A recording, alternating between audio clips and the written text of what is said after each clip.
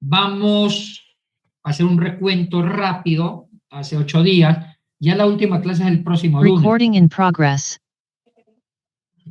La próxima clase va a ser la última, ¿cierto, Esteban? Entonces ya estamos en la penúltima, que vamos a continuar. ¿En qué capítulo estamos? ¿Alguien lo puede decir? Estuvimos viendo Estamos viendo los métodos hermenéuticos y exegéticos. El primer capítulo era la definición de exégesis hermenéutica, que para mí ese capítulo fue importante. Y hace 8 días nos adentramos en el capítulo 2, que son métodos hermenéuticos y exegéticos. ¿Cuántos hemos visto? 4 hasta el momento. 4 métodos. 4 métodos. Por favor, ¿alguien hable del primero?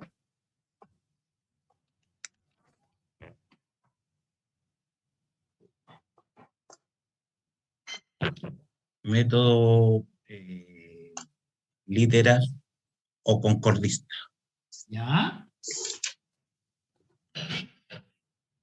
Hábleme del método. Dice que este método consiste en interpretar literalmente la Biblia, pensando que así se llega al primer sentido del texto. ¿Ya?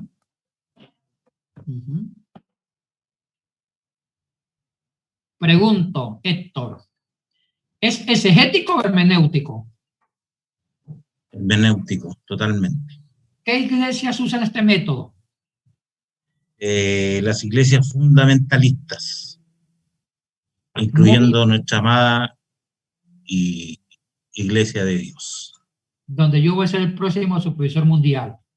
Amén, habla Cristo. Señor, reprenda. Bueno, el segundo método. Sí, Luis. Sí, Luis, dígame, hijo.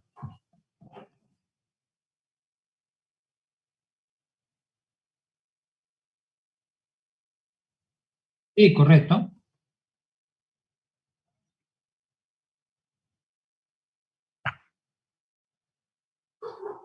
Eso significa el concordismo, que muchos hechos bíblicos coincidan con los hechos de ahora, sí. Por ejemplo, concordismo. Sí.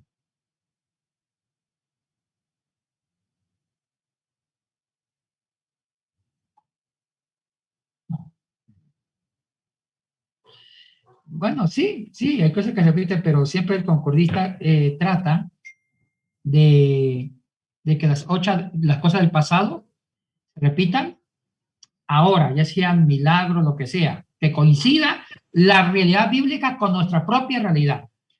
Los milagros van a coincidir. Hay cosas que nunca van a coincidir, como que las aguas se separen, que una persona resucite, etcétera, etcétera. Bueno, segundo método.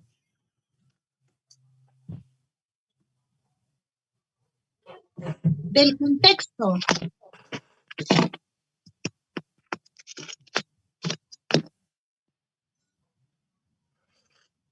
Hábleme de ese método. Ese método quiere decir que el contexto del autor va por encima del origen, sino que va como en el momento actual de la persona que lo está interpretando. Muy bien. O sea que mi contexto condiciona al texto. Sí. ¿Sí?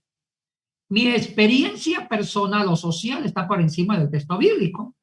Y el texto bíblico lo usamos como una comodín. ¿De acuerdo, Nicole?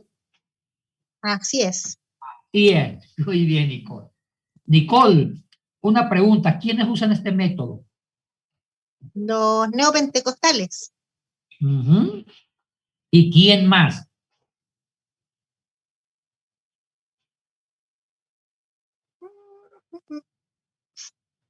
Los tengo a ellos nomás anotados. La iglesia católica. Correcto, Luis. La Iglesia Católica. Bien, muchachos. Le pregunto, ¿es hermenéutico o exegético? Hermenéutico.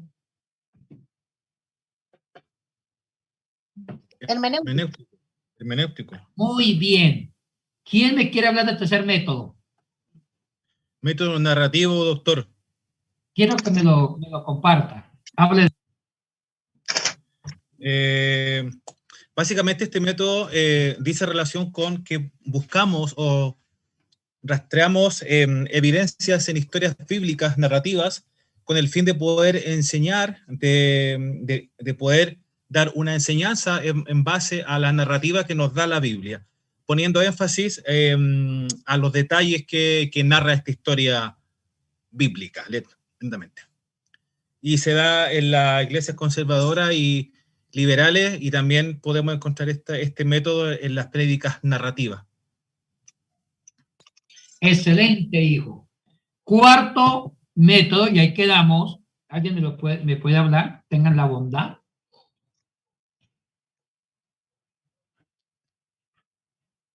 Método alegórico. Muy bien. De Yanira. ¿Fue de Yanira la que habló? Sí. ¿Me puede profundizar? ¿Ah? La esposa de Hércules. ¿La esposa de Hércules? Sí. Ay, ay, ay. Sí. Mire, Deyanira, hábleme más del método alegórico, para qué, quién lo inventó, por qué se inventó, para qué todo esto y quién lo usa. Por favor. Bueno, en mi apunte tengo que alegorizar, ya que una alegoría es una metáfora y nace en la filosofía griega por motivos apologéticos, para defender la mitología griega de los dioses. La alegoría se convirtió en un método hermenéutico primitiva en el año 180. Se funda en la escuela alegórica. El método alegórico de Alejandría decía nunca no alegorizarla. Ahí se encuentra el sentido espiritual y es lo que Dios me quiere enseñar. Y lo usa principalmente las iglesias pentecostales. Ah, sí, bastante. Una consulta, doctor. La cifra que daba la hermana, 180, ¿se refiere al año que se fundó? ¿O eran 180 escuelas donde se enseñaba? En el año perfecto. El famoso Panteno fundó la Escuela de Interpretación Bíblica Alegórica, porque él cristianizó la alegoría de los griegos, que era como apologético, y ahí nació esa Escuela de Interpretación Alegórica, y muchos alumnos fueron gigantes teólogos como Clemente Alejandrino, Orígenes, etcétera. Ahora, mire, cuidado con esto, mucha parte de la escatología pentecostal es también alegórica. Sí. A veces hay un matrimonio peligroso, un incesto, entre la interpretación literal con la alegoría. El 90% de la escatología nuestra es literalista alegórica. Y eso es un peligro, Muy bien, ahora sí pasemos al quinto método. No sé si ya me dijeron, ¿es hermenéutico o exegético el cuarto método? Hermenéutico. Dígame. Muy bien, hija, muy bien. Quinto método.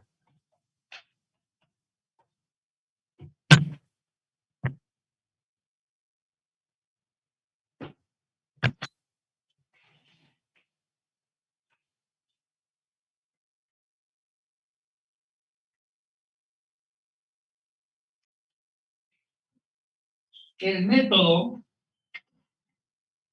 semiológico o semiótico. Semiológico. El método semiológico.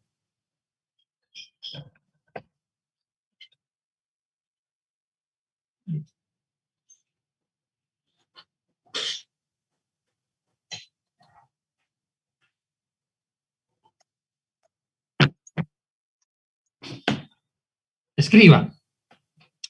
El método semiológico o semiótico es hacer un análisis exhaustivo lingüístico.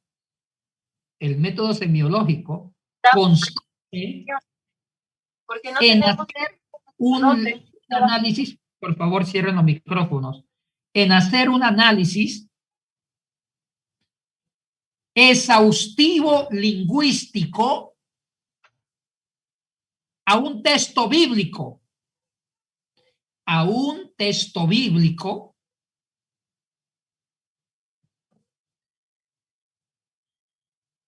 en la lengua que fue traducido.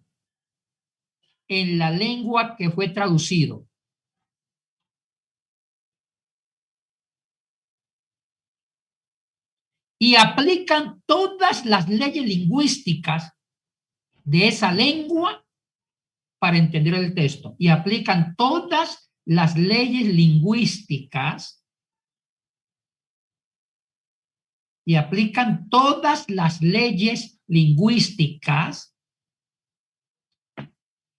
para entender este texto.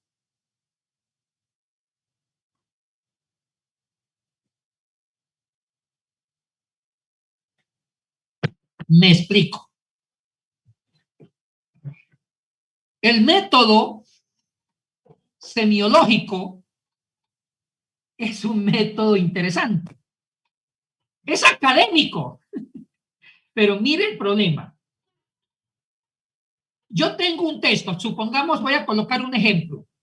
Voy a aplicar el método semiológico a Mateo 20. Mateo 20. La famosa parábola de los 5 grupos de obreros que trabajaron en la viña. Eso está en Mateo 20, en los versículos 1 al 16. Entonces, primero, el método semiológico no le importa la lengua original, eso no le importa, con que se escribió el texto. Una generación que se parezca a su papá, que es Dios para nosotros. ¿Me entiende? Que no se... Yeah. Chicos, tengan cuidado con los micrófonos, por favor. Entonces, el método semiológico no le interesa la lengua original con que se escribió el texto. Si es el texto de Mateo, no le importa el griego. Lo que le importa es saber español, es escudriñar el texto en la versión que lo va a leer o a estudiar, ya sea en la versión Nacarcolunga, Jerusalén o Reina Valera.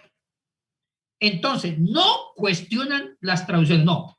Estudien en la lengua traducida, primera cosa. Segundo, investigan toda la estructura lingüística donde descansa el texto en esa versión del español. En otras palabras, deben saber mucho español. Entonces, buscan el sujeto o los sujetos, buscan los verbos, buscan, qué sé yo, los complementos directos. Hagamos un diagrama para que me lo puedan entender fácil.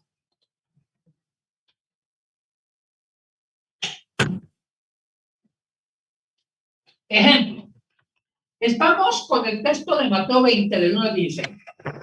Que un señor, el dueño de la viña, se fue de mañana a buscar trabajadores y contrató un primer grupo y convino con ellos un denario.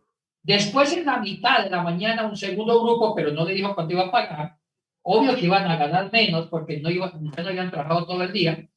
Un tercer grupo al mediodía, un cuarto grupo en la mitad de la tarde, pero el grupo más importante fue el último grupo, casi ya para terminar el día. Y todos ganaron un denario. Bien. Entonces, el método semiológico pone en sujeto y pone 3 columnas. Les gusta hacer bosquejos o diagramas. Ponen sujetos, oraciones principales,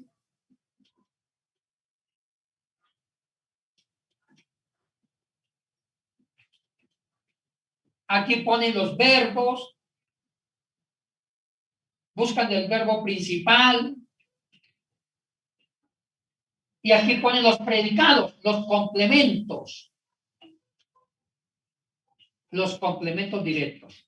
Ya. Entonces comienza a buscar los sujetos. ¿Cuáles son los papeles de los sujetos? Papeles, roles. Ya. Entonces, ven las oraciones importantes y van anotando los nombres de los sujetos de la historia, los sujetos de cada oración. Y van señalando los verbos importantes y cuáles son los complementos directos y complementos indirectos. Buscan los roles, los atantes, todo eso. En otras palabras, aplican todas las leyes lingüísticas del español, las leyes gramaticales, filológicas, para buscar el sentido del texto. Buscar, no primer sentido, sino el sentido del texto en forma lingüística.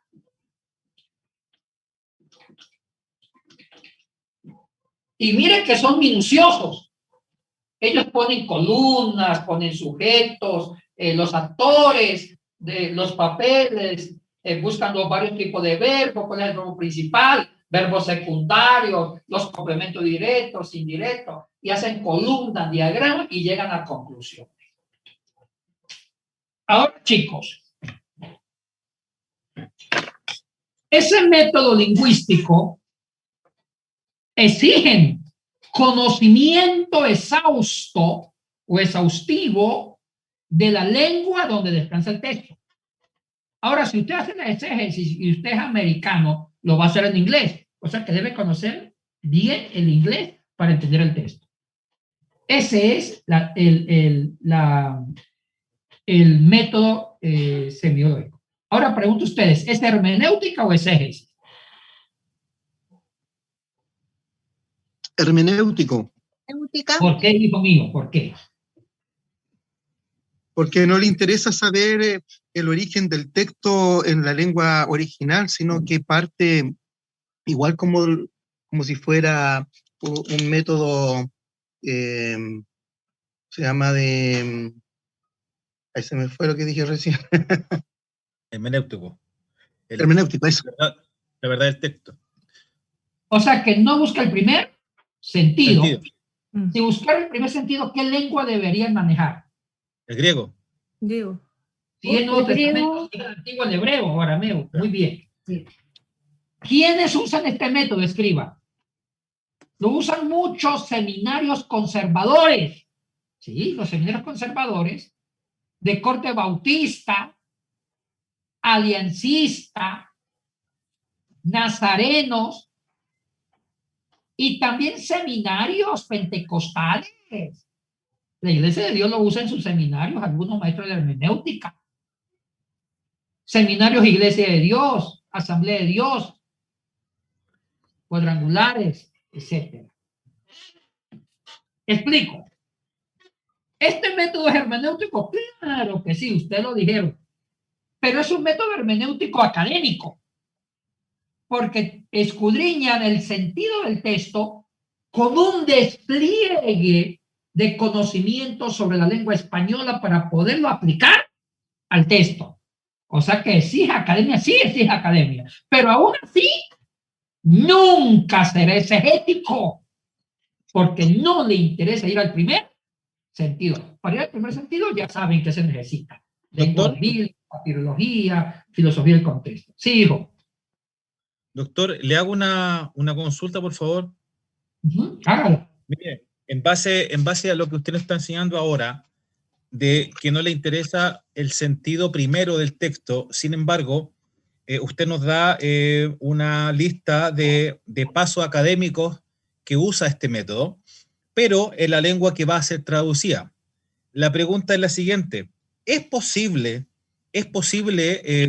viajar con estos conceptos académicos que me exigen un conocimiento del primer sentido igual? Pienso, porque ¿cómo yo podría hacer un ejercicio semántico con estos elementos que usted me está explicando sin yo saber lo que dice la verdad?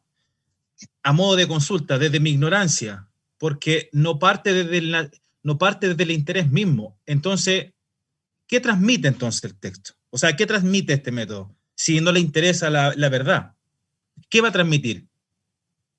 Bueno, lo que quiso decir la iglesia que patrocinó la traducción, lo que quiso decir el traductor, pero claro que los que aplican este método piensan que eso fue lo que dijo Dios.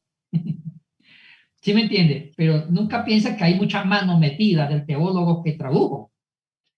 Sí, es una gran verdad esto. Ahora, mire, ustedes han visto que hay gramática en muchos seminarios, enseñan hermenéutica con este método. Hay libros de interpretación bíblica que usan mucho el método semiológico y son pesados y difíciles de entender. Usan full gramática del español para interpretar el texto. Buscan verbos principales, hacen diagramas, esquemas, y la gente dice, ¡wow! ¡Qué método para profundo! ¡Qué, la hermenéutica! ¡Uy, qué! Y eso enseñan en seminarios. ¿Y sabe cuál es la trampa? Que le hacen creer al pobre estudiante que con ese método llegan al primer sentido. Y ya hay una falla de construcción. Están haciendo, piensan que hacen exégesis y lo llaman método exegético. Sí, son atrevidos. Lo llaman método exegético. Claro, vuelvo a repetir, es un método.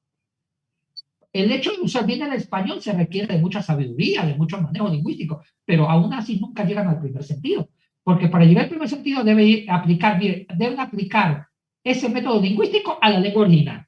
Si aplicaran este método lingüístico a la lengua original, ya estamos hablando de una posible exégesis. Entonces, usted han visto, hay una gramática, perdón, no es gramática, hay un libro de hermenéutica que se enseña en los seminarios de Martínez. ¿Han visto eso? Y es famosa la gramática de Martínez. Se usa mucho en los seminarios de hermenéutica con el método lingüístico. Pero ustedes lo han visto ese método y reducen toda la hermenéutica a ese método. Entonces tengan cuidado. ¿Qué es?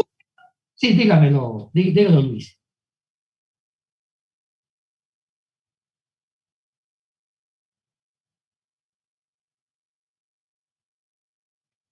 Sí, sí, sí se podía, pero aún así nunca será exégesis. Nunca será exégesis.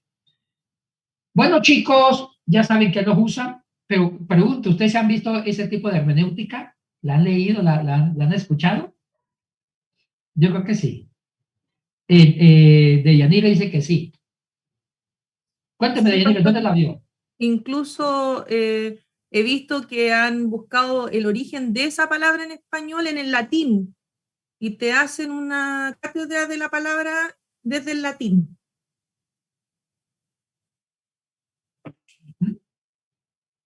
Correcto. Bueno, chicos, ¿quedó claro el quinto método? Ya. Como dijo el gringo, en este momento, para decir en este momento vamos a entrar a los tres exegéticos. Los tres últimos son exegéticos, pero aunque sean exegéticos, también hay errores. Entramos a los tres exegéticos, ya tres métodos exegéticos, ¿de acuerdo?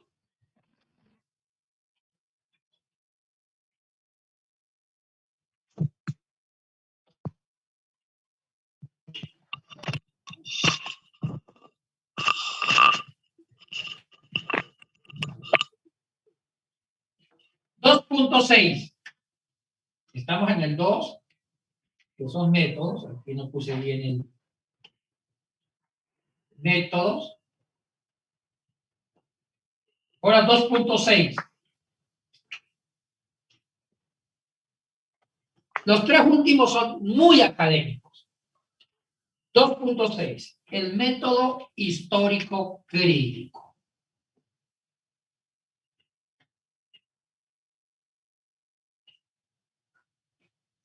El método histórico crítico. Escriban.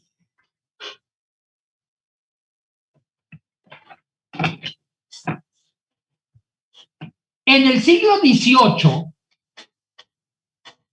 bueno, se lo voy a explicar despacito, ¿sí? Ya ustedes agarren las notas para no ahorita. En el siglo XVIII nació un movimiento en la Europa occidental, dije Europa occidental, subraye, que se llamó el racionalismo. Se llamó el famoso movimiento del racionalismo.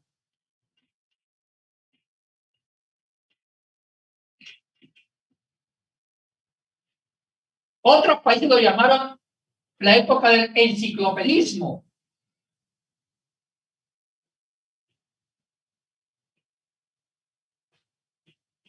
Otros países lo llamaron la época de las luces. Bueno, muchos también lo asocian con la época del humanismo.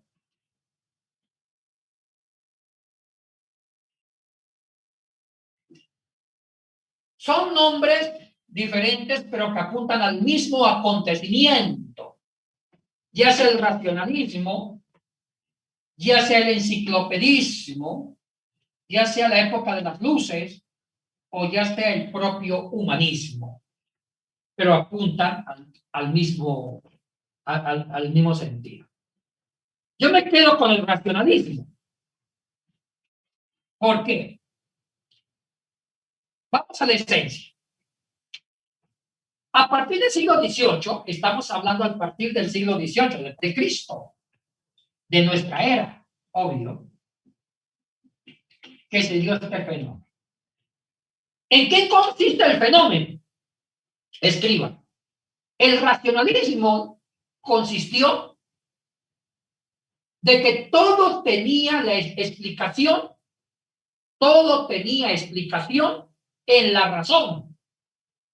Todo se explicaba, todo se fundamentaba en la razón.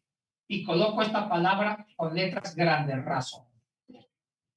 La razón del ser humano, la mente, era el encargado de discernir, de entender la realidad del cosmos y humano.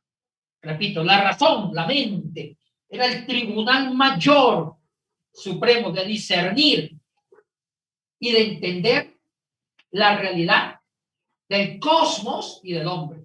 En otras palabras, la mente humana, la razón humana, se convirtió en la única capacitada para entender las leyes de la naturaleza. Pongan esa expresión. Para entender las leyes de la naturaleza.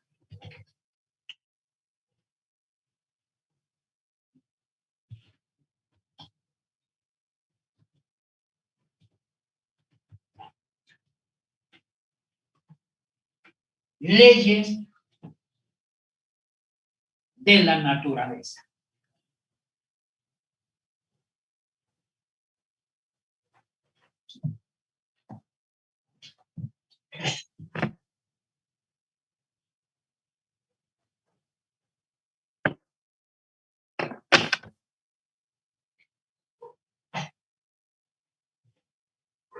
Chicos y chicas, ese es el concepto general. Ahorita voy a explicar más.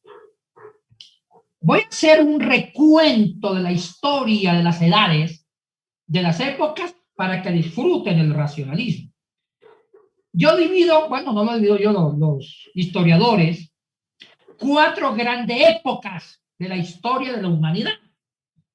Época antigua, época medieval, época moderna, que inició con el racionalismo del siglo XVIII, y la época contemporánea, antigua, media, moderna y contemporánea. Vamos con la época antigua. Escriban, dejemos la pereza y me paro, ¿sí o no? Amén.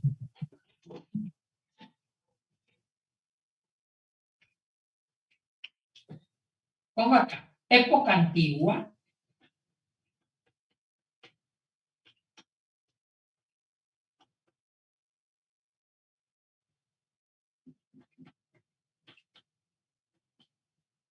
época medieval,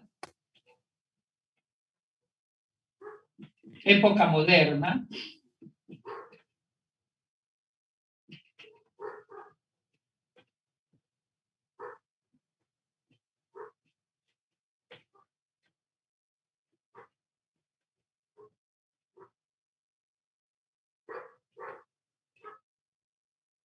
y época contemporánea. La 1, 2, 3, 4. Estas épocas fueron marcadas en cuanto al fundamento del desarrollo del pensamiento humano. Repito, esta época fueron marcadas por el fundamento de cómo se fundamentaba el pensamiento humano. Cómo se fundamentaba el pensamiento humano. O sea, ¿cuáles eran las grandes estructuras para fundamentar el desarrollo del pensamiento sobre temas específicos? Empecemos por la época antigua. La época antigua también la llaman la época precientífica, antes de la ciencia. En la época antigua no había las herramientas racionales ni instrumentos para medir la verdad, como el telescopio, microscopio, no había. Entonces, la única forma que el hombre fundamentaba la verdad era a través de la religión escriba. La religión se convirtió en un canal, en un fundamento. Repito, la religión se convirtió en el canal, en un fundamento para entender y descifrar lo inexplicable. Repito, la religión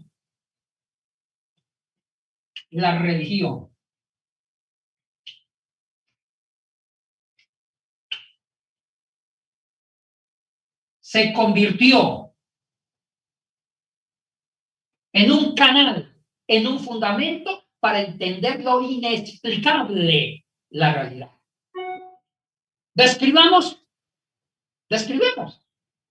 Siempre el ser humano, en las épocas más remotas, busca dominar el mundo. Es un deseo y una capacidad innata del ser humano. Dominar el mundo, dominar el cosmos y tratar de explicar lo inexplicable. Entonces nacieron las primeras culturas y veían que el sol calentaba, pero ellos no tenían la capacidad de entender el fenómeno del sol. Veían que salía algo amarillo. Entonces nace en el ser humano un deseo.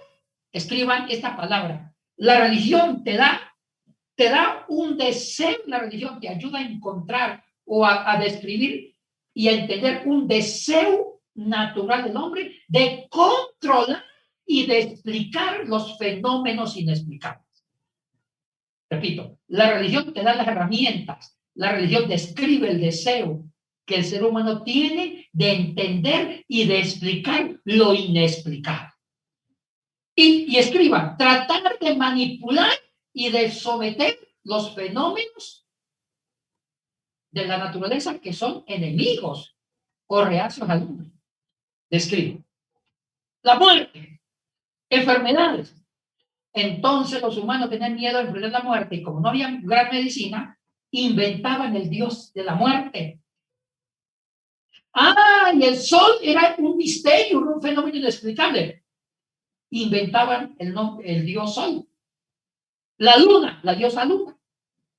Y observan algo extraordinario en un estudio de la fenomenología de las religiones comparadas, que todas las religiones antiguas tenían dos características. Número uno, eran politeístas, eran varios dioses, y número dos, eran dioses que representaban fuerzas de la naturaleza. Oye, repito la segunda, eran dioses que representaban fuerzas de la naturaleza. Genial. Entonces, lo que el hombre no entendía y no comprendía, lo elevaba al rango de Dios y a ese Dios lo veneraba y usaba el rito, el culto para manipular a Dios, hacerlo cambiar la voluntad y para que ese Dios fuera favorable al hombre. Ahí nace el concepto de religión. O sea que la religión se convirtió en la época ancestral en el arma que el hombre usaba para tratar de entender lo inexplicable con fenómenos inexplicables que los elevaban al rango de Dios, de divinidad, donde daban ritos para que ese Dios fuera chévere, fuera bueno. Interesante el origen, el etos antropológico de la religión, religiere en latín. Entonces, siempre las religiones fueron politeístas y naturalistas. Ahora, y los dioses tenían figuras humanas. Todas las religiones tenían dioses de los fenómenos naturales. En toda religión había el dios Sol. Tanto en Egipto, como era el famoso Osiris, tanto en la Mesopotamia, dios Anu, tanto en el mundo griego, que era Helios, y también las culturas precolombinas. Los incas, los mayas, los aztecas tenían su divinidad. También diosas que eran la luna, el dios de la muerte, el dios de la vida, el dios del amor, que era la parte de la procreación, de la fertilidad. O sea que todas las religiones coincidían en adorar los fenómenos naturales más importantes, aunque los nombres de los dioses fueran diferentes. Interesante.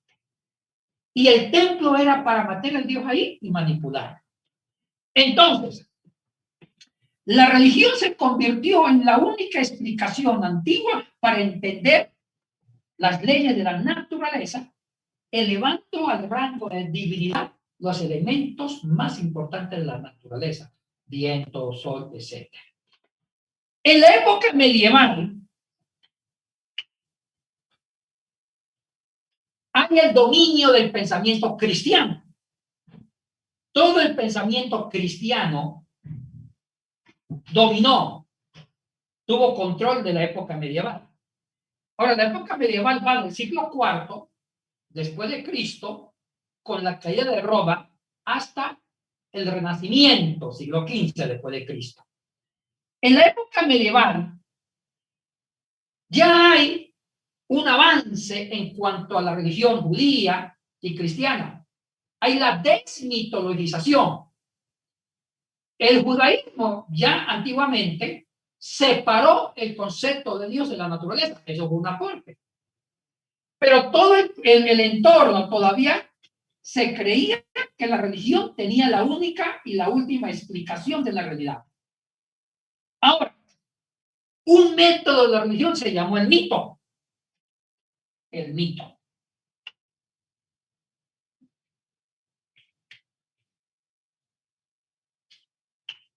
El mito. El mito, la mejor descripción del mito lo tiene el famoso Strauss en un libro que escribió en el año de 1835 después de Cristo, en el corazón del racionalismo. Ese libro cortito se llama La vida de Jesús. ¿En qué consistió este mito? ¿En qué consistió este mito?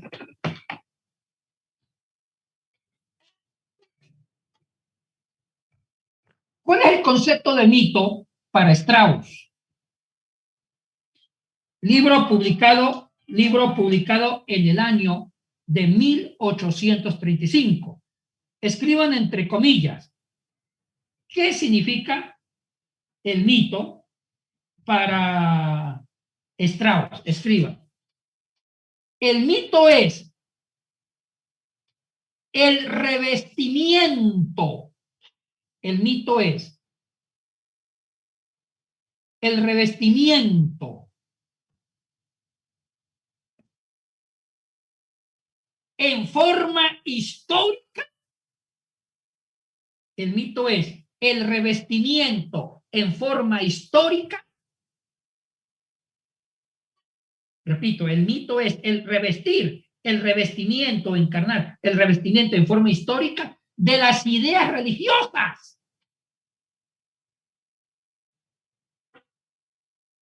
Encarnándolas, esas ideas religiosas, encarnándolas en un personaje histórico. Encarnándolas en un personaje histórico. Moldeado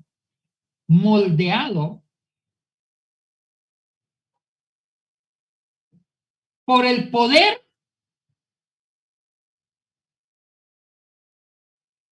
inconsciente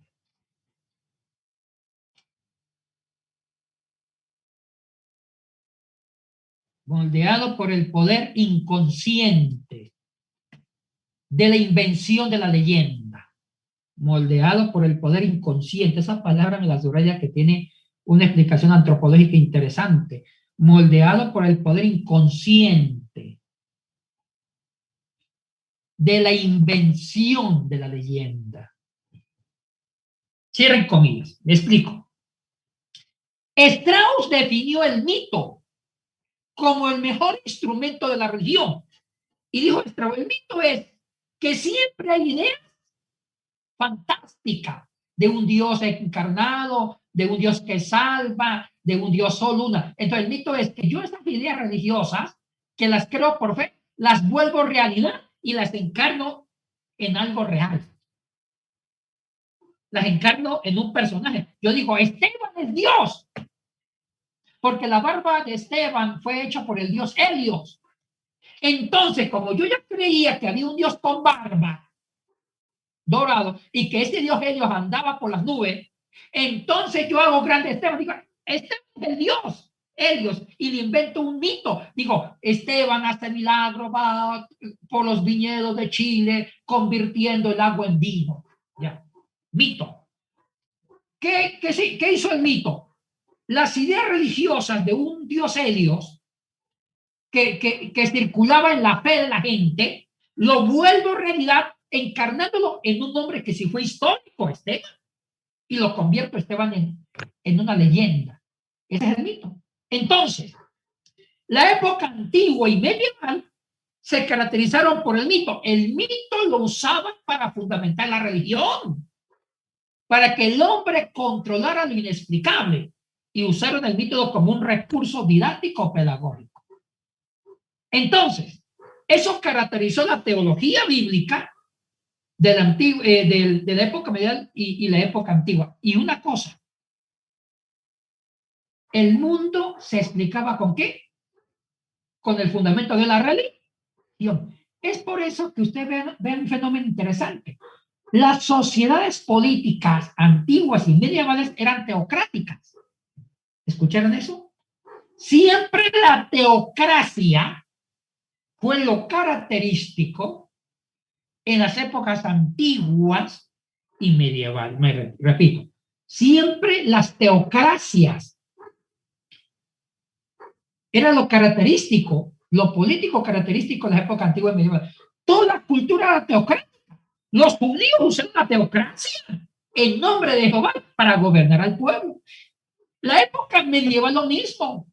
La cristiandad medieval, el Papa, los príncipes católicos controlaban las naciones en nombre de Dios. Y el derecho canónico influenció en los derechos occidentales de cada estado. ¿Y por qué creen que los reyes aprobaron la Inquisición? El Vaticano puso la Inquisición, matar brujas y herejes. Y los gobiernos, los reyes de Italia, de Alemania, introdujeron la Inquisición, porque eran gobiernos teocráticos, y la religión cristiana se identificaba con los reinados, con el feudalismo. Eso lo saben ustedes. ¿Por qué? Porque era la única forma de entender la realidad, era con la religión, y el mito era un recurso didáctico. Época moderna. La época moderna se convierte en la desmitologización de la realidad religiosa. Se convirtió de la religión al mito, y del mito se pasa a la desmitologización.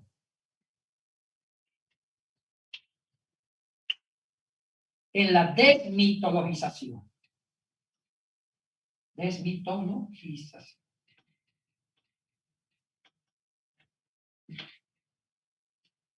¿En qué consistió? Escriba. Desmitologización.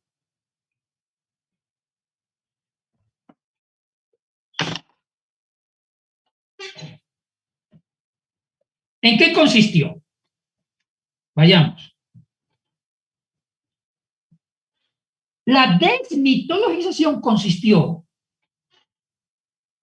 que ya la sociedad moderna se divorcia del mito como de explicación religiosa de la realidad. Se divorcia del mito como una explicación religiosa de la realidad y lo reemplaza por la razón. Y lo reemplaza por la razón. O sea que la razón, lo que yo dije al comienzo, retomo esa idea. O sea que la razón se convierte, en el fundamento de la explicación de la realidad. La razón se convierte en el fundamento de la explicación de la realidad. Ya no acudiendo, ya no se acude ni al mito ni a la religión para entender la realidad. Ya no se acude al mito ni a la religión para entender la realidad, sino que se fundamenta los parámetros de la razón. Y la razón es la dueña de entender y de explicar los fenómenos naturales. La razón es la dueña de entender y de explicar los fenómenos naturales. Uy, tremendo esto. Mencionemos grandes filósofos que influenciaron en el método histórico crítico. Grandes filósofos que influenciaron en el método histórico crítico. 3.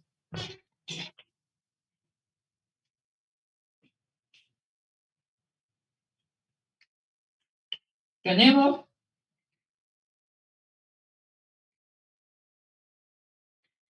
primero René Descartes.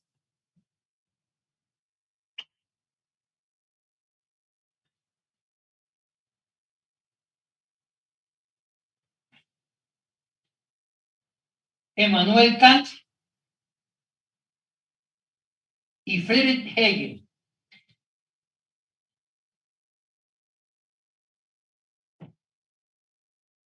Si la memoria no me falla, corrígeme si alguien puede ver el Google.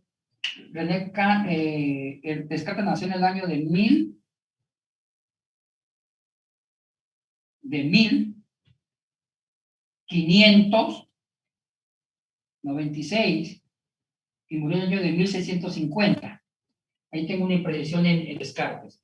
Descartes nació en el año de 1596 y murió en el año de 1650. Bueno, no me equivoqué por lo que veo. Nació en el año de 1596 y murió en el año de 1650. Aún todavía no me vuelvo viejo, mantengo la memoria. Kant nació en el año de 1724 y murió en el año de 1804. O sea que duró 80 años. Y Hegel, si la memoria no me falla, nació en el año de 1770 y murió en el año de 1831. Si la memoria no me falla. Es Friedrich Hegel. René Descartes, Emmanuel Kant y Friedrich Hegel.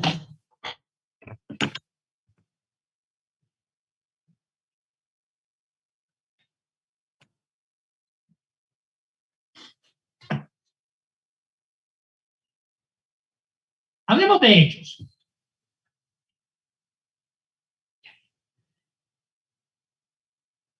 A ellos se les consideran los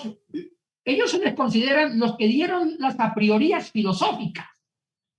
Repito, a ellos se les considera que ellos dieron las a priorías, los principios filosóficos para crear el método bíblico histórico crítico. Esto es importante. Repito y no me canso de repetir.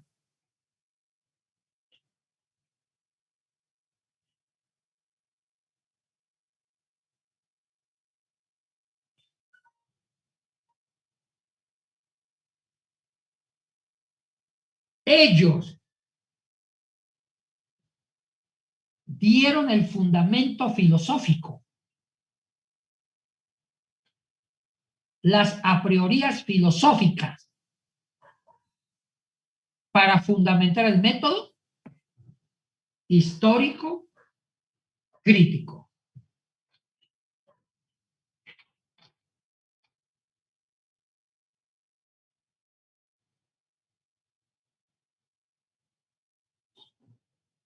Oiga, o sea que este método histórico crítico, su fundamentación, su metodología descansa en la filosofía. Descansa en la filosofía racionalista de estos tres filósofos, Descartes, Kant y Hegel. En Descartes, hablemos de Descartes. Descartes escribió un libro corto, pero fue, como digo, el general, el cantante, creo que era el reggaetón, bomba, bomba, bomba, bomba. Escribió una bomba que se llama El discurso del método. Yo creo que ustedes lo han leído como personas cultas que son. Escribió un librito breve, conciso, que se llama El discurso del método. En ese librito, René Descartes dio las reglas, la metodología para un conocimiento científico de la realidad. Repito, Descartes dio las reglas, los pasos, la metodología para un conocimiento científico de la realidad.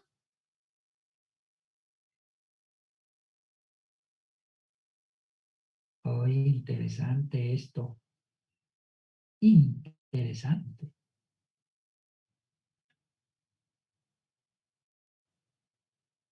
Interesante.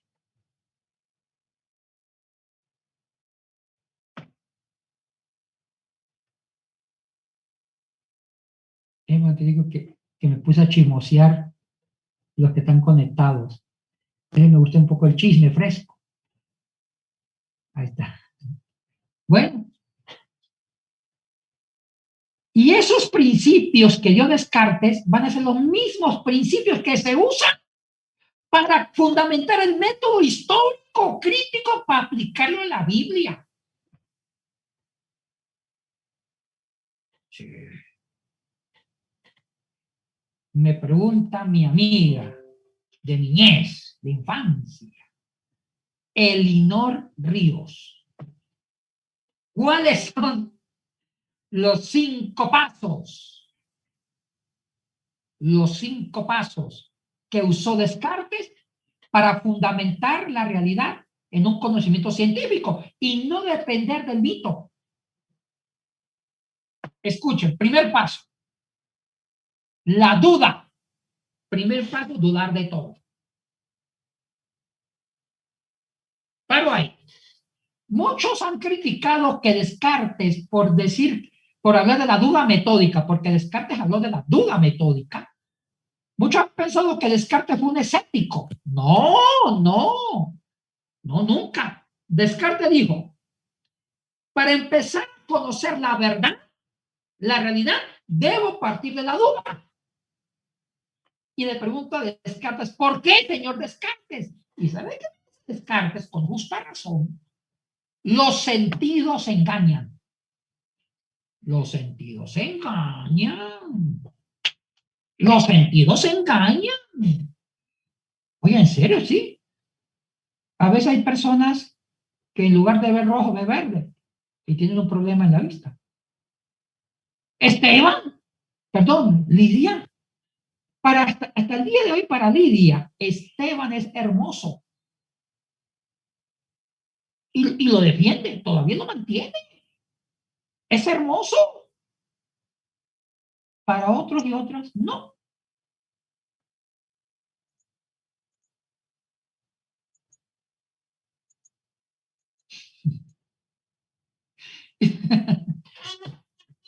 Y así mismo dirían de mí. El 99.9% dirán que soy feo, pero habrá un 0,001% que pueden decir que soy insoportablemente bello. Los sentidos engañan, dijo Descartes, los sentidos engañan. Y oiga, y tiene razón. Y dijo Descartes, ojo, estoy en el primer punto, estoy en la duda metódica. ¿Cuál es el primer punto para un conocimiento científico? Son 5 pasos, ¿sí? ¿Cuál es el primer paso? La duda metódica. Estoy ahí. Te dice Descartes, si yo empiezo a conocer la realidad guiándome por los sentidos, ya estoy mal. Yo no debo creer en los sentidos, debo creer en la razón. O sea que Descartes hace una dualidad, hace un cortocircuito entre los sentidos que son fisiológicos, corporales, con la razón, que son más abstractos, más confiables. Él es dualista, Descartes. Entonces, dice Descartes, para conocer la realidad me hago una pregunta. ¿Este vaso existe? Aunque aparentemente los sentidos captan que el vaso es real, mi razón debe dudar. ¿Será real el vaso? ¿Será real el vaso? Una pregunta, ¿será real el vaso? Y se aplica con la suegra. ¿Tendré suegra? Aunque la suegra esté viva, ¿tendré suegra? Cuando se parte la duda, llegamos a un segundo paso. ¿En qué consiste el segundo paso? Escriban. Dividir el problema en las partes más simples.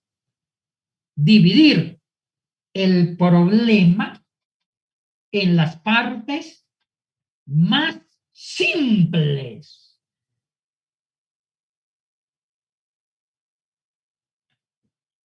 Dividir el problema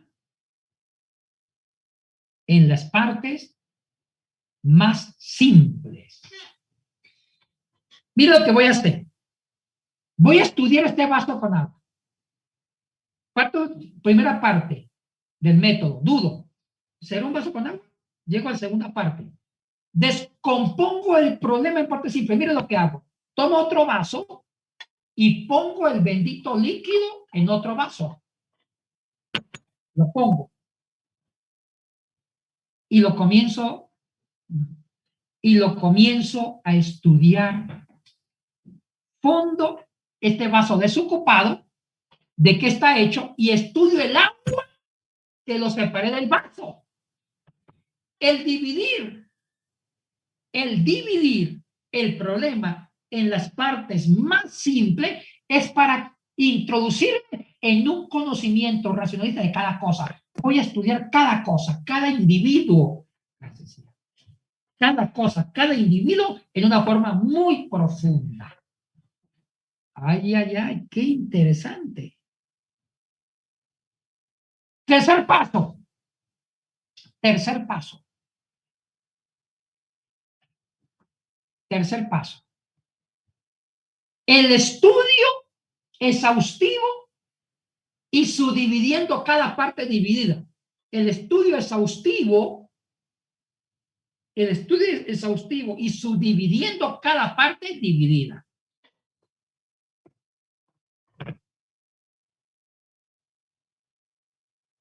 Me explico. El segundo paso era dividir, descomponer el fenómeno a estudiar, el objeto del conocimiento, en parte simple, desbaratarlo. El tercer paso es estudiar cada parte, es profundizar cada parte dividida. Ponga el cuarto paso. El cuarto paso es reconstruir el problema. El cuarto paso es volver a reconstruir el problema. Mira lo que hago. Devuelvo el agua aquí. Eso se llama reconstruir el problema. Vuelvo a juntar las partes. Cuando llego al cuarto paso y junto las partes, de nuevo, ya tengo un conocimiento exacto de este fenómeno. Oye, qué interesante. Quinto paso. Completar el discurso que queda abierto. Completar el discurso que queda abierto. ¿En qué consiste? ¿En qué consiste completar el discurso que queda abierto? Consiste que yo sigo investigando el vaso del agua por separado. Sigo aplicando la razón. Bueno, chicos, como dijo el salmista, el puma, agárrense de las manos. Los biblistas del siglo XVIII tomaron el método de Descartes y lo aplicaron a la Biblia. Escriban ahí. Entonces, nacieron grandes biblistas. Grandes biblistas. Mencionemos alguno, como Strauss, como Paulus, como Bruno Bauer,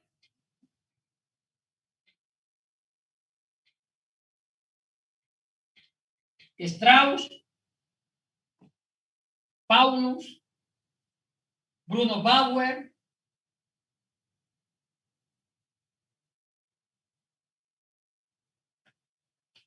que tomaron, y también del Antiguo Testamento, Julio Wellhausen, Julius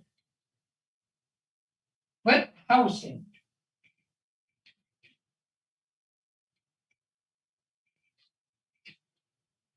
Julius Wellhausen. ¿Qué hicieron estos grandes biblistas? Son muchos, pero mencionemos lo más importante. Como Julius Wellhausen para el Antiguo Testamento y para el Nuevo Testamento Bruno Bauer, Paulus, Strauss, Lessing, otro grande, Lessing. Ellos tomaron el pensamiento de Descartes y empezaron a formar el método histórico crítico para aplicarlo a la Biblia. ¿Cómo lo aplicaron?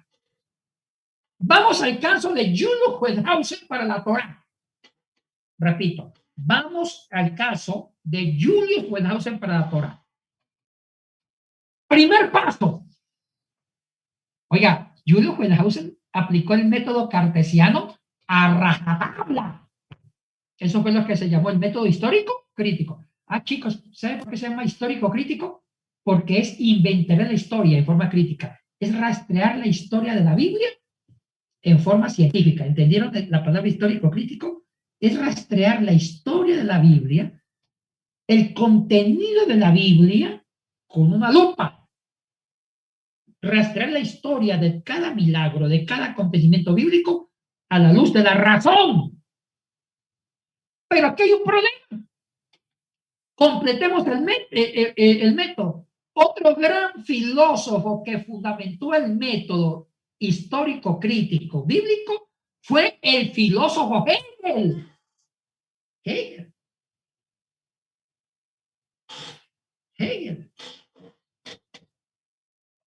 ¿Qué fue lo que dijo Hegel?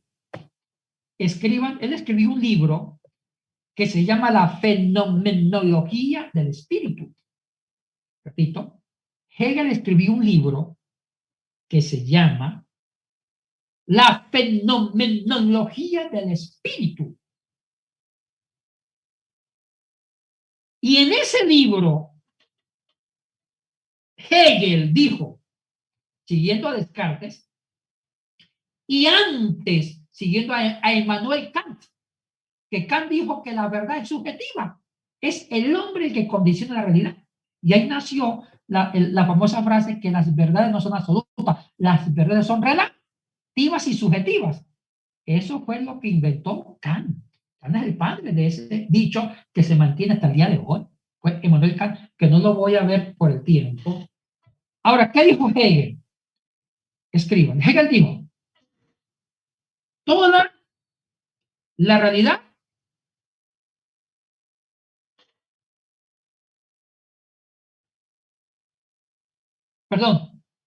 escriba, lo real es racional y lo racional es real. Eso fue lo que dijo Hegel. Lo real es racional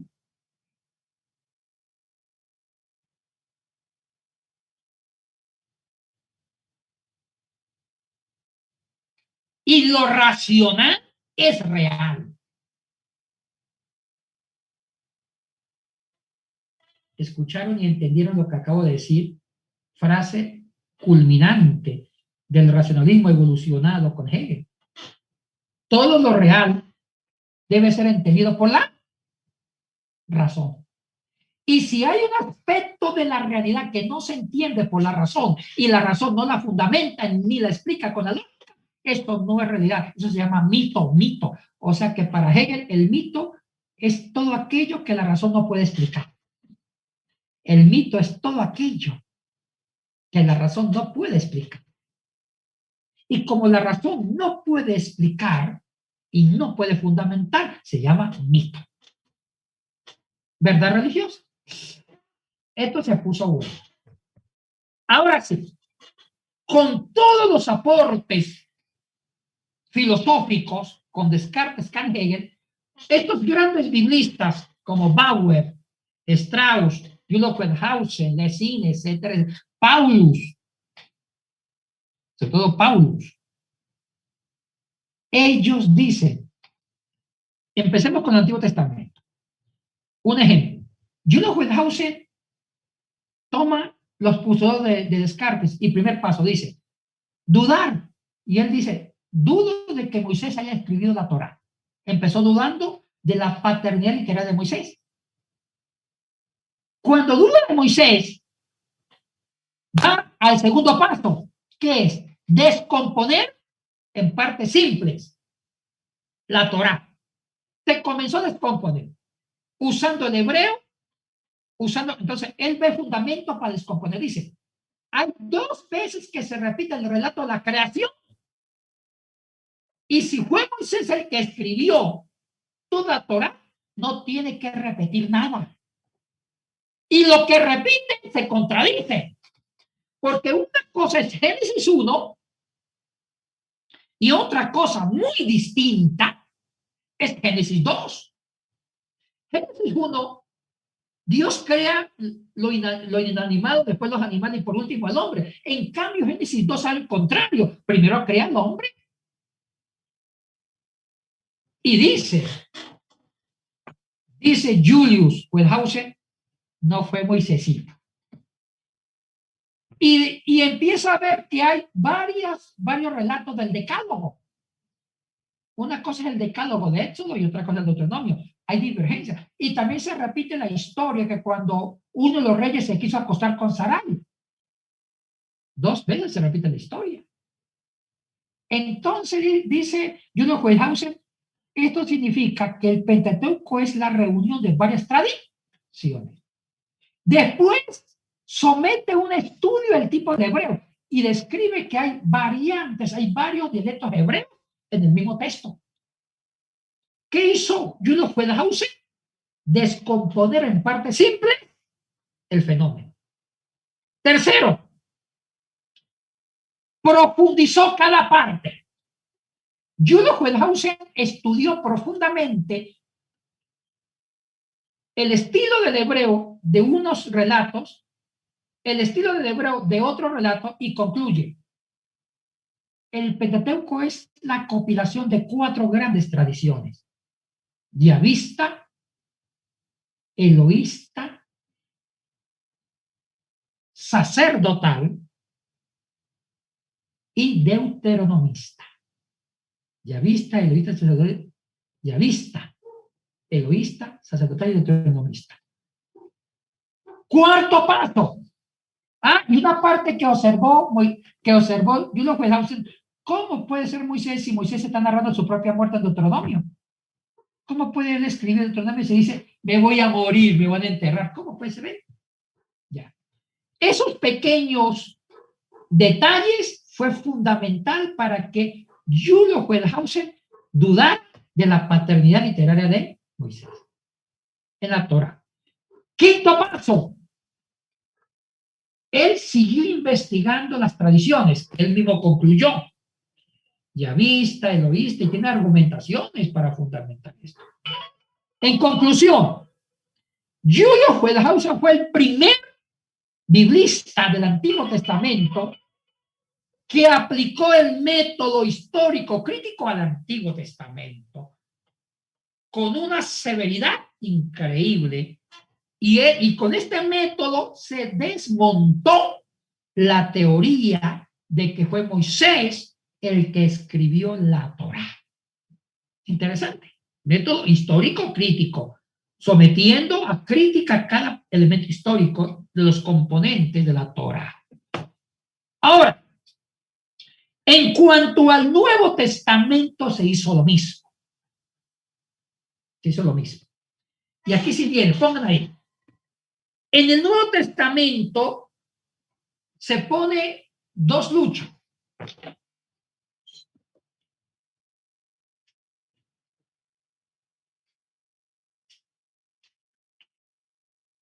El Jesús histórico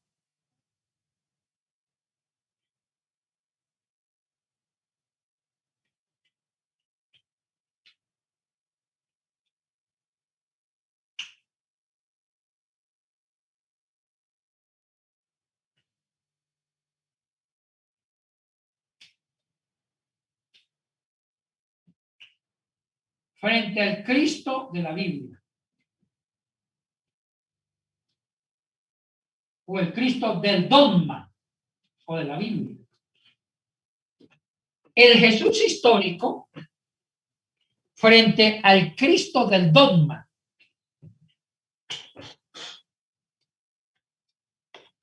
El Jesús histórico frente al Cristo del dogma. Me explico. Como dijo ese gran puertorriqueño a quien yo admiro como el padre de la educación moderna, vamos despacito, aplicando el método Luis Ponciano. Oiga, yo me imagino a Esteban bailando despacito. Eso debe ser algo espectacular. Oiga. Yo pagaría oro puro por ver a Esteban bailando despacito. Pagaría oro puro. Ahora bien, y también ver a Israel Miranda bailando despacito. No, no, no, eso es un circo, eso es un circo. Imagínense Israel Miranda con la pancita, bailando despacito y chiquito, y eso es un espectáculo. Ahora bien,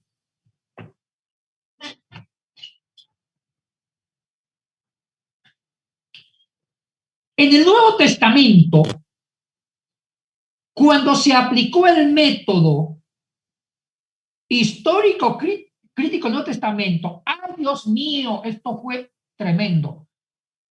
Todas las historias de Jesús, los milagros, la parte divina de Jesús, la resurrección de Jesús, todas las historias del Nuevo Testamento que la razón no pudiera explicar, se le llamó mito o leyenda. Entonces, el método histórico crítico inventarió si Cristo fue Dios. Que un humano sea Dios va en contra de la razón.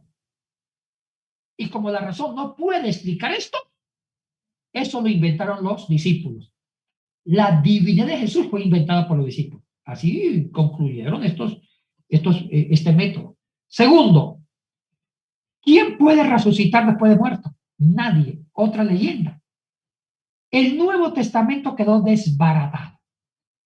¿Cuál fue la conclusión de la explicación del histórico crítico frente a los evangelios? Que Cristo fue un simple hombre con su conciencia mesiánica, un celote rebelde, lo mataron y lo volvieron Dios los discípulos. Fue la iglesia primitiva los que inventaron el Cristo de la Biblia, el Cristo del dogma. Y como la Biblia se escribió en la época antigua, y en la época antigua la religión era el fundamento de la realidad. ¿Se acuerdan que expliqué? Entonces, si la Biblia se escribió en la época antigua, es obvio que hay muchos mitos. porque se escribió en una época científica. Bueno, y hay otros biblistas de este método, mucho más posteriores. Martín Dibelius, por el año de 1921, y Rudolf Burman, famoso, que ellos escribieron la teología del Nuevo Testamento. Bueno, chicos, ahora, ya concluyendo, ¿este método es hermenéutica o exégesis? Exégesis. Exégesis. Hermenéutica. Hermenéutica, a mi parecer. ¿Por qué? Dígalo, hijo. ¿Por qué?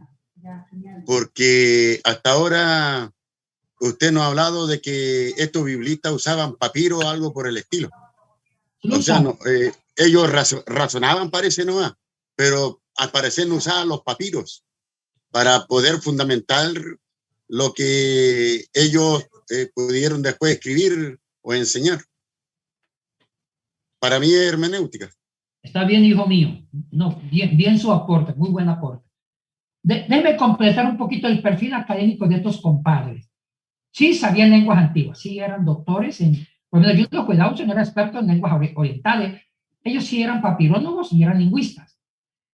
El problema fue que también se dejaron llenar la cabeza del racionalismo científico y le quitaron la potestad a Dios, que Dios siga siendo Dios. Esa crítica la di después. Después voy a criticar el método, ¿sí? Ahora, estos hombres dieron un buen aporte. El afán de ellos, Luis, era tratar de buscar el primer sentido. Para ellos, el primer sentido fue que la iglesia primitiva crearon el mito de Jesús. Ese fue el primer sentido.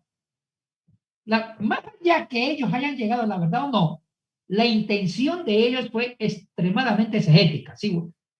El hecho de que sean exegetas no significa que lleguen al primer sentido. ¿Sí me entiende? No significa esto. Bien, ¿exégesis o hermenéutica? ¿Otra contribución? Exégesis. Usa el método científico. Sí, explica, hija, tenga la bondad. ¿Explique? Sí, explique más lo que está diciendo, hija. Bueno, cuando definimos lo que era la exégesis, dijimos que era una ciencia que usaba el método científico. Y en este caso se está usando el método científico para intentar llegar a la verdad. Ahora, si no se consiguió, es porque se usó mal el método o porque se usó un mal método. Pero en estricto rigor sí cumple los parámetros para hacer exégesis. Me gustó el buen comentario de Yanira. Me dijo algo que me encantó. Aplican rigurosamente un método científico que en ese momento funcionaba, más allá que esté bien o esté mal, lo aplicaron. Intentaron llegar al primer sentido, más allá, me gustó lo que ella dijo, más allá que lo hayan conseguido o no, pero ya la intención está aplicando un método exegético. Me gustó lo que acaba de decir, porque ya aplican una rigurosidad académica y van a los manuscritos, van a la historia, rastrean las historias, las tradiciones. Muy bien, Cuerpo. Un último comentario. Hermenéutico. ¿Por qué, hijo mío? Es hermenéutico porque no llega a conclusión, no tiene una conclusión de lo que está exponiendo. Aplica la duda y lo que usted menciona del vaso. Vota, trata de arreglar la situación, pero no hay una conclusión exacta de lo que es una exégesis. La exégesis tiene que ir perfecta. O sea, llega a una conclusión perfecta de lo que es histórico, de lo que es filosófico o de lo que es de los papiros, buscando toda la exégesis, buscando, aunque haya puesto exégesis, sigue siendo hermenéutica. Ya, bien. Voy a dar ahorita mi aporte sobre este método, ¿sí? Un positivo y un negativo. Vamos al positivo. Me uno a las palabras de Dayanira. El positivo es que ya intentan reconstruir el primer sentido. Ya hay un intento. Esa intención vale oro puro, porque es el comienzo de aplicar estudios científicos en la escritura. Es el comienzo. Y el comienzo vale oro puro. Más allá que lo hayan logrado o no, es otra historia. Pero ya aplicar el rigor académico es bueno. El negativo. Y una cosa dentro del positivo. Ya intentan ver qué fue lo que pasó con la Biblia. ¿Cuál fue el primer sentido? Los hechos bíblicos. Y eso merece respeto. Vamos al negativo. En el negativo, el método siempre condiciona los resultados. Eso se aplica en la ciencia moderna. Repito, siempre el método termina condicionando los resultados. Siempre. Repito, siempre el método termina condicionando los resultados. Me explico. Para mí, fue un error construir un método con las a priori filosóficas. Si se construye un método exegético usando los principios de la filosofía racionalista, significa que todo lo que encuadre con la razón es lo único que vale. Y lo que no encuadre con la razón es mentira. Ese fue el error. ¿Y por qué fue un error? Porque al disolver que todo debe ser explicado con la lógica, lo real es racional, lo real es real, quiere decir que todo lo que el hombre entienda es lo que vale. Pero no cayeron en cuenta que Dios está por encima de la razón. Y que Dios no se puede convertir en un objeto de laboratorio. El día que Dios se convierta en un objeto de la razón y que la razón estudie a Dios por dentro y por fuera, ya deja de ser Dios. En conclusión, aplicar un método netamente racionalista al ser más perfecto, porque la razón sigue siendo imperfecta. La razón humana es imperfecta y por ser imperfecta nunca abarca la totalidad del ser. Nunca abarca la perfección. Entonces, aplicar la razón imperfecta al estudio del Dios perfecto fue un error y un orgullo del racionalismo. Me gustó la expresión de Karl Barth. Karl Barth, el padre de la neortodoxia, dijo algo valioso, criticando al racionalismo. Dijo Karl Barth, Dios es el totalmente otro. Cuando dice Karl Barth que Dios es el totalmente otro, quiere decir que Dios no se le puede estudiar con la razón. Porque Dios supera la razón. En conclusión, siempre va a existir una realidad que el hombre nunca la va a entender. ¿Entendieron? Siempre existe una realidad que la razón humana nunca la va a entender. El hecho de que la razón humana no entienda esa realidad no significa que no sea real. Sigue siendo real, aunque el ser humano no lo entienda. Y ahí está la Biblia, en esa realidad que supera la razón. ¿Me entendieron? Ahora, yo aplaudo algo y me gustó lo que dijo Deyanira. Ya la intención de que los biblistas racionales quieren buscar el primer sentido, aunque se equivocaron dependiendo de un método histórico crítico construido con las a priorías filosóficas racionalistas, fue el error, porque ya los resultados quedaron condicionados al método. ¿Se me va a entender? Pero sí, este método, aunque yo lo critico, también hay aportes valiosos. Por lo menos a mí sí me gustó cómo lo aplicaron para la Torá, sí, porque realmente en la Torá hay diferentes hebreos. Y es más, Moisés nunca supo hebreo, porque Moisés nunca llegó a Canaán, porque fue en Canaán donde nació el hebreo. O sea, este método sí ayudó mucho para la comprensión de muchas tradiciones judías. Aportó, pero también en cuanto al Nuevo Testamento, sí, en la cristología nos debe mucho, porque desbarató a Cristo. O sea, en el Antiguo Testamento hay grandes aportes este método. Miren, la aplicación del método histórico crítico en cuanto al Antiguo Testamento fue bastante acertada. Me gustó. Donde sí fueron muy, muy fuertes fue en cuanto a los evangelios. Chicos, la clase ha terminado. Y esto está como la telenovela Laberinto de Pasiones. Continuará. Mi estimado Yatensi, antes, la reflexión que yo saco acá es con relación a todo lo que usted nos enseñó en esta oportunidad,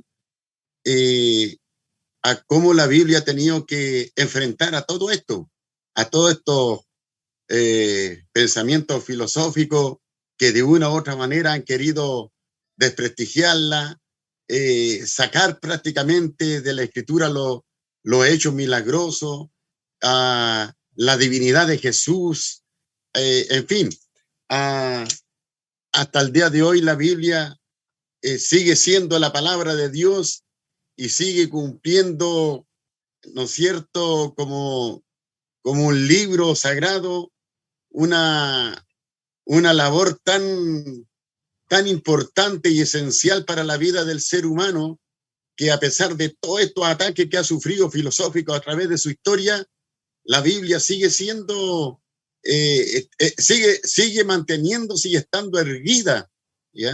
Y eso para mí es tremendamente importante. Es milagrosa. La Biblia es un milagro en realidad. Bueno, estos métodos tienen su aporte científico, yo los uso, pero hay que saberlos usar.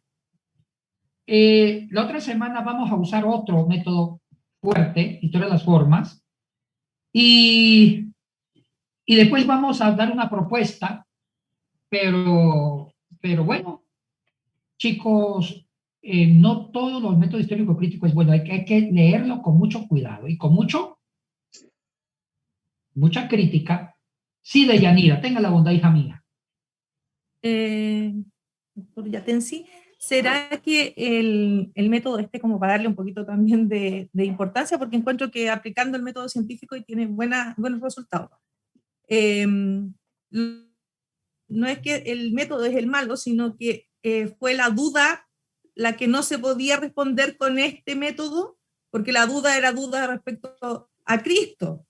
Y de Cristo, al ser Dios, no tenemos tanto conocimiento. Es como que, no sé, pues yo me empezara a cuestionar con este método, no sé, el machine learning, la inteligencia artificial. Como no conozco de eso, voy a decir, no existe porque no la entiendo. Entonces, exactamente. Sí. Es porque no la entiendo, pero si yo tuviera todo el conocimiento respecto a la inteligencia artificial, cómo se crea, cómo se va juntando, voy a darle una explicación respecto a este método. Como no tengo todo el conocimiento, lo mismo creo que pasó con esto. O sea, no tengo todo el conocimiento de Dios y por lo tanto no le puedo dar la explicación, y como no se la puedo dar, no existe. Entonces, a la impresión de relación con este método, pero el método no es malo. Eso. De acuerdo, pero eso vamos a seguir el próximo lunes con el otro método que es hijo de este. Chicos, ¿quiénes usaron este método? Escriban todas las universidades científicas en Biblia. Harvard, Yale, la Complutense de Madrid, las universidades como Tubinga, todas las universidades que tienen ciencias bíblicas a nivel científico lo usan. Todas, todas las universidades católicas, protestantes, todas. Porque es un método científico, es científico. Bueno, chicos, bueno, cuidado, este método nunca lo usan las iglesias nuestras, y sí, eso lo ven el hijo del diablo el que lo use. Le sacan la credencial y lo mandan al infierno, si es que no lo tienen. Bueno, chicos, fue un placer estar con ustedes. Yo disfruto las clases con ustedes. Ver esos rostros tan bonitos, ver esa barbita de Daniel Donoso, esa seriedad, esa belleza de Daniela, esa pulcritud de Luis Bustamante, que inspira, esa barba china de Ariel. Aquí sí, aquí no, aquí sí, aquí no. Realmente es bueno. Qué bueno, hermano. Fue un gusto estar con ustedes.